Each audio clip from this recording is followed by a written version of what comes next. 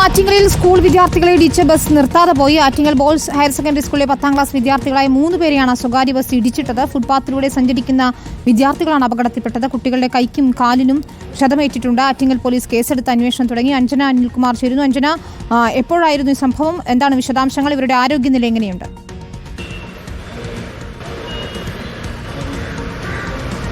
വിനീത, ആറ്റിങ്ങലിൽ ഇന്ന് രാവിലെ ഏകദേശം ഒരു 9 മണിയോടടുപ്പിച്ചാണ് സംഭവം നടക്കുന്നത്.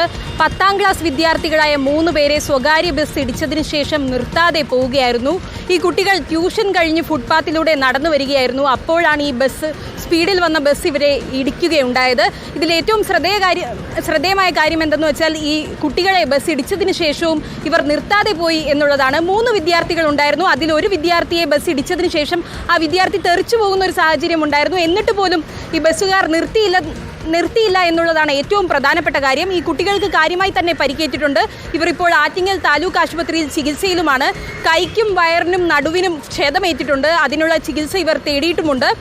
ഈ ആറ്റിങ്ങൽ പരിസരത്ത് സ്വകാര്യ ബസ്സുകളുടെ ഒരു മത്സരയോട്ടം സ്ഥിരം സംഭവമാണ്. അതുകൊണ്ട് തന്നെ ഇങ്ങനെ അപകടങ്ങൾ ആവർത്തിക്കുന്ന ഒരു സാഹചര്യവുമുണ്ട്.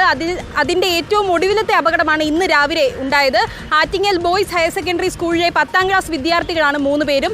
ദേവനാരായൺ, അഭിനവ്, അഭിജിത്ത് എന്ന ഈ 3 പേർക്കാണ് ഇപ്പോൾ പരിക്കേറ്റിരിക്കുന്നത്. 3 പേരും ഇപ്പോൾ ആശുപത്രിയിൽ ചികിത്സ തേടിയിട്ടുണ്ട്. എന്തായാലും സംഭവത്തിൽ ഇപ്പോൾ ആറ്റിങ്ങൽ പോലീസ് കേസ് എടുത്തിട്ടുണ്ട്.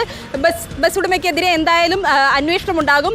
ബസ് ഓടിച്ച ഡ്രൈവറെയും എന്തായാലും കസ്റ്റഡിയിൽ എടുക്കുമെന്നാണ് നമ്മൾ അറിയാൻ കഴിഞ്ഞത്. വിനീത, ശരി, അഞ്ജനയാണ് വിവരങ്ങൾ നൽകിയത്. ഏതായാലും പരിക്കേറ്റ കുട്ടികൾ ചികിത്സ തേടിയിട്ടുണ്ടെന്നാണ് അഞ്ജന റിപ്പോർട്ട് ചെയ്യുന്നത്. പോലീസ് തുടർ നടപടികളിലേക്ക് കടക്കുകയും ചെയ്യും.